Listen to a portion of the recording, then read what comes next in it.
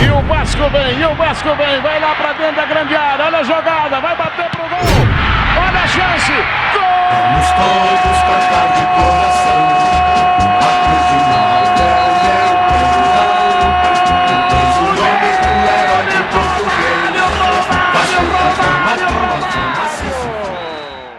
O futebol é um palco de emoções indomáveis, onde roteiros de glória e tragédia se entrelaçam em noites que desafiam a lógica. Imagine a cena, uma final continental, fora de casa, contra um adversário temível. O primeiro tempo terminou com um humilhante 3-0 contra seu time. A torcida rival já canta a vitória e, para tornar o pesadelo ainda mais sombrio, seu time fica com um jogador a menos. O fim, certo? Apenas os mais sonhadores ousariam acreditar em uma virada. Mas, em 20 de dezembro de 2000, o Vasco da Gama vestiu a capa da loucura e escreveu uma epopeia que ecoa até hoje. Palmeiras 3, Vasco 4, a virada do século. Uma noite que marcou a ferro e fogo a alma dos torcedores, uma cicatriz para os palmeirenses e um hino de glória para os vascaínos. Vamos mergulhar nessa história vibrante, revivendo cada lance, cada emoção, como se estivéssemos no Palestra Itália, com o cheiro da grama e o rugido da torcida nos envolvendo. Revisitaremos também cada jogador que vestiram o manto do gigante da colina e descobrir os paradeiros de cada herói daquela conquista épica.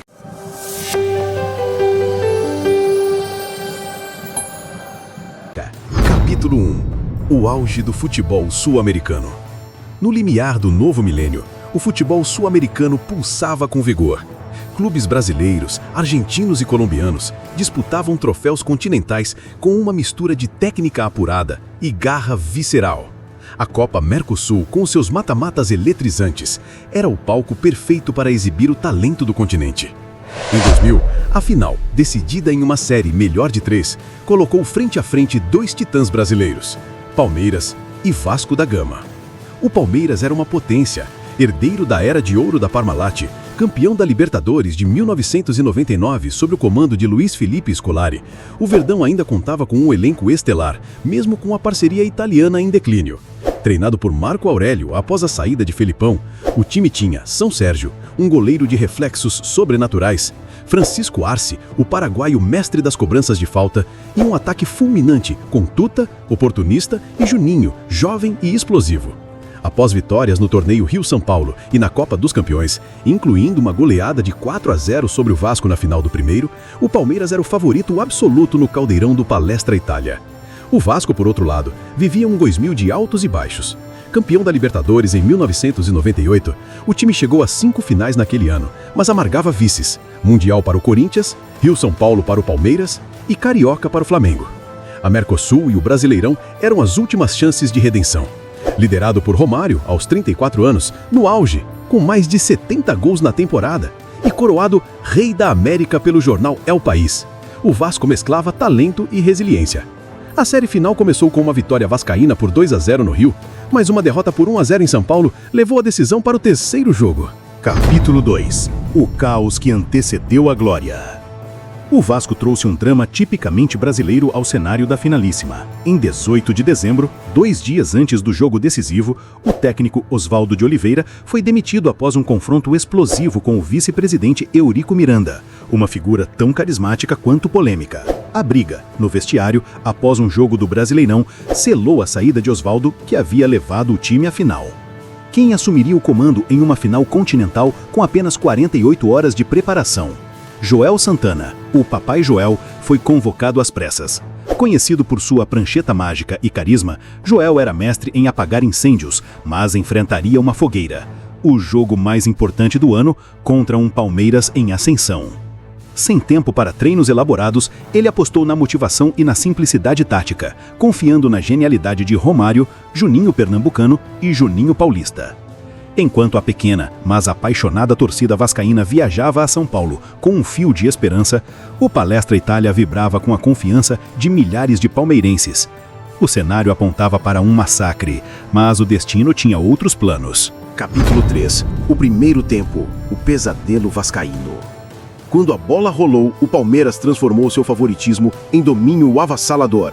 Empurrado pela torcida, o Verdão sufocou o Vasco desde o apito inicial, pressionando alto e explorando falhas defensivas. Aos 36 minutos, um lance polêmico. A bola toca a mão de Júnior Baiano na área. Pênalti. Francisco Arce, com precisão cirúrgica, deslocou o goleiro Elton. 1-0.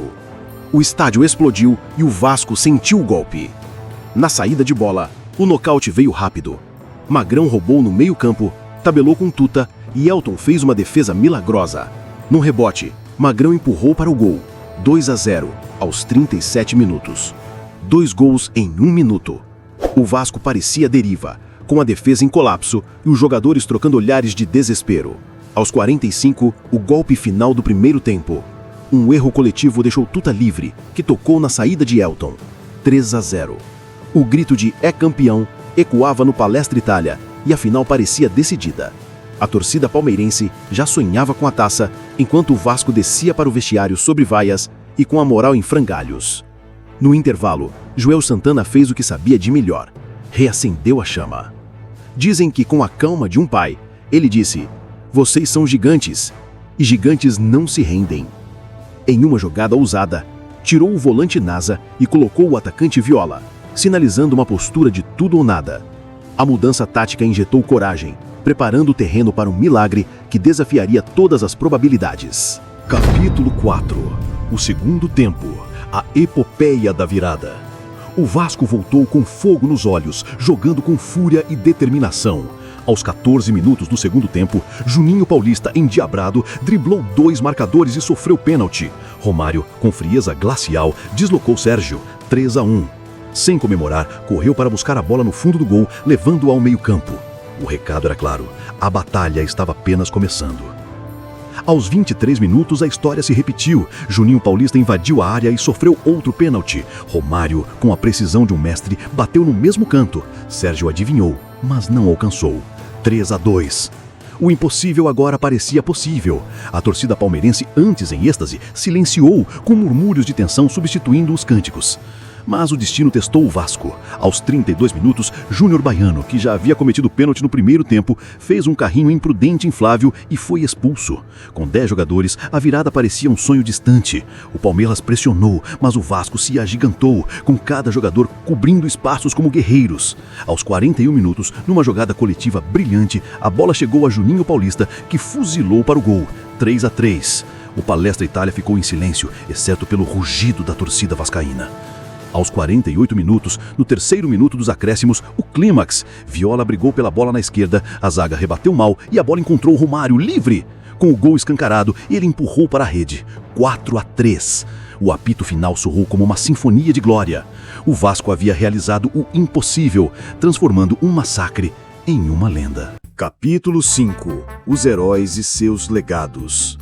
Aquela noite imortalizou um time e moldou destinos. Vamos revisitar os heróis da virada do século e descobrir onde estão hoje? Elton, o goleiro de 22 anos, fez defesas cruciais apesar dos 3 gols sofridos.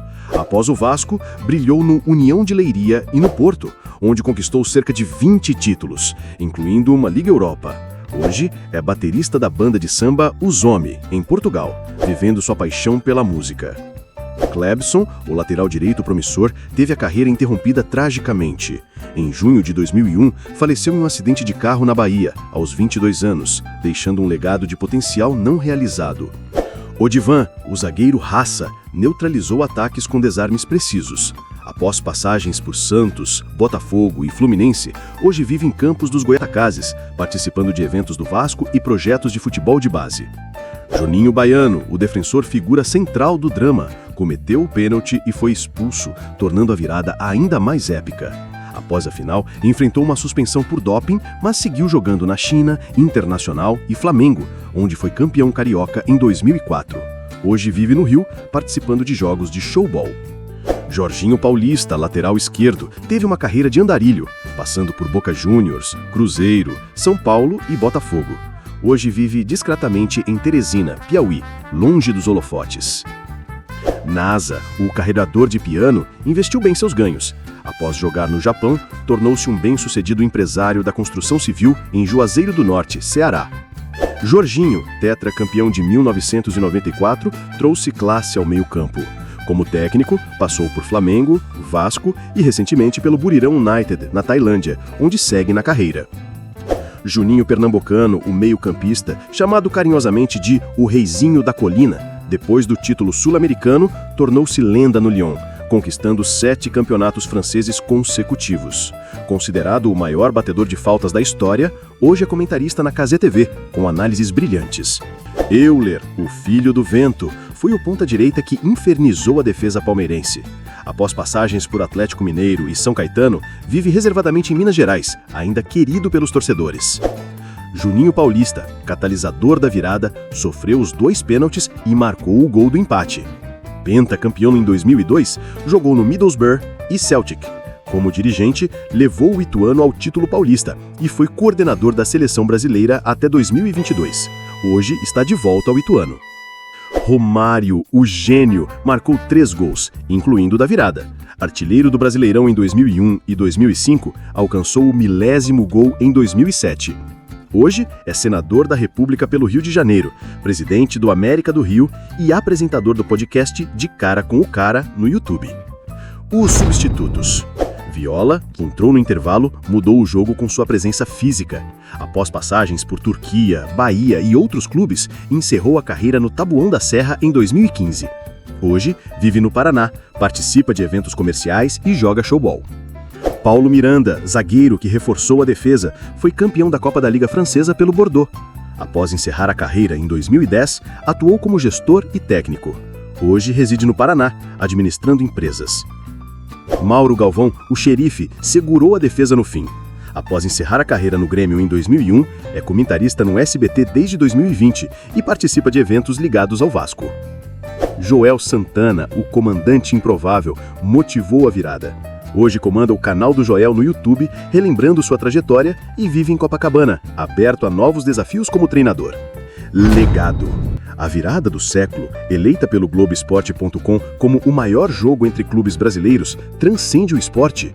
Comparada a reviravoltas como Liverpool-Milan 2005, ela carrega a essência caótica e genial do futebol brasileiro. Para o Palmeiras, marcou o fim traumático da era Parmalat, iniciando anos de reconstrução. Para o Vasco, é a joia da coroa, prova de que o impossível é apenas uma questão de fé e chuteiras. Para os amantes do futebol, é uma memória nostálgica que pulsa viva, lembrando que heróis nascem em noites de loucura. E você? Qual virada marcou sua vida? Compartilhe nos comentários, curta e se inscreva para mais histórias do nosso futebol raiz. Até a próxima!